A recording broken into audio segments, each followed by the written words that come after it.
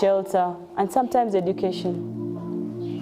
This is not an easy job that we are doing, and we need a lot of support.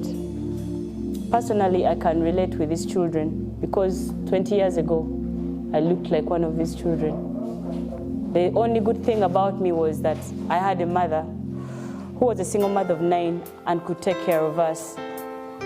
She would provide for us at least the basic needs that we needed. She provided for us food, at least water, shelter, and all those things. Education was a key in my family. My mother was very strict on education because she thought it was the only way to get out of poverty. The only way to break the chain of poverty was through education. So we're all educated in one of the good schools in Africa or in Uganda. During my primary, I felt normal because I was surrounded by people from the same class like I was. I was surrounded by people who had no TV like I was.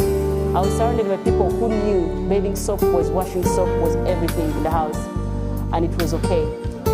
When I joined secondary school, things changed. I was studying with children from a bigger status than I was.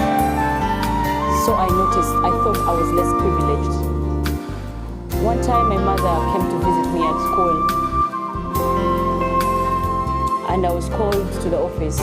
From a distance, I saw her kneeling down, and she was crying, begging the headmaster so that I can stay in school and do my exams. This touched me so much. I was with 2 of my friends, they were touched too.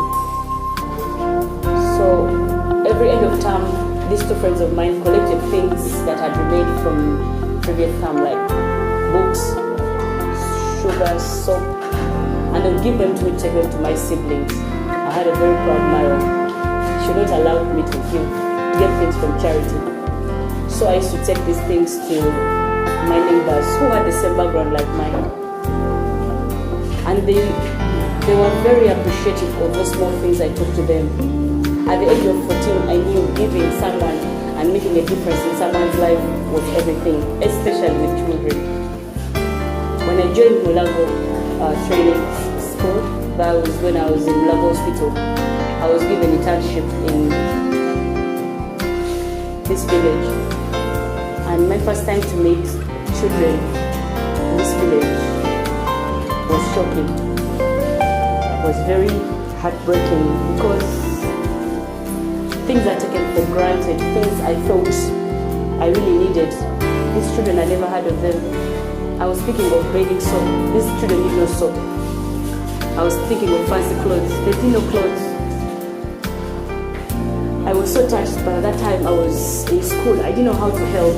I wanted to help, but I didn't know how to. So I went back to my friends and we started the charity Reach the Children.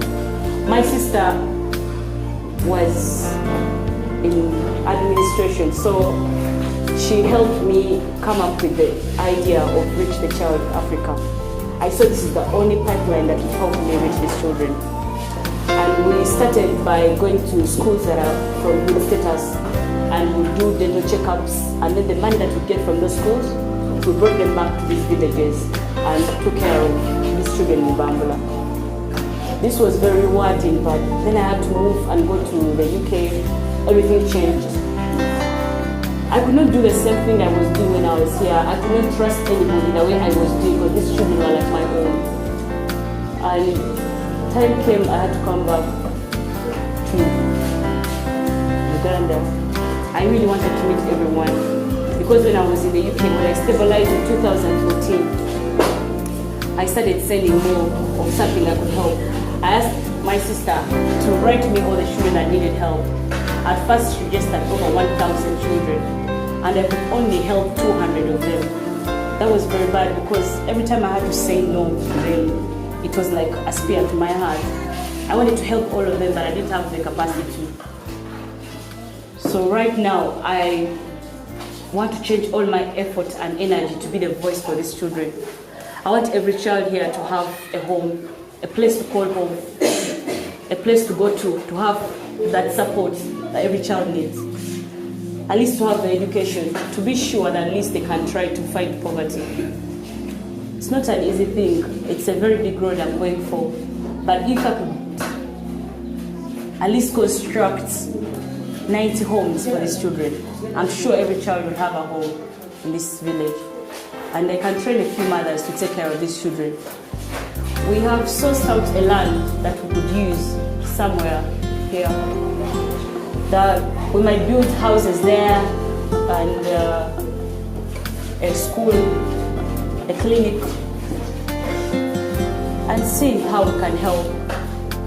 My humble request is, if anyone can help these children from here, please join us and construct this children village, which will have all the homes, provide a home for these children, and also provide the basic needs they need in life: the shelter, food, normal things, education. Let them not see education as a luxury. Let it be a necessity. Please join hands with me and work together with these children and see that you can help them.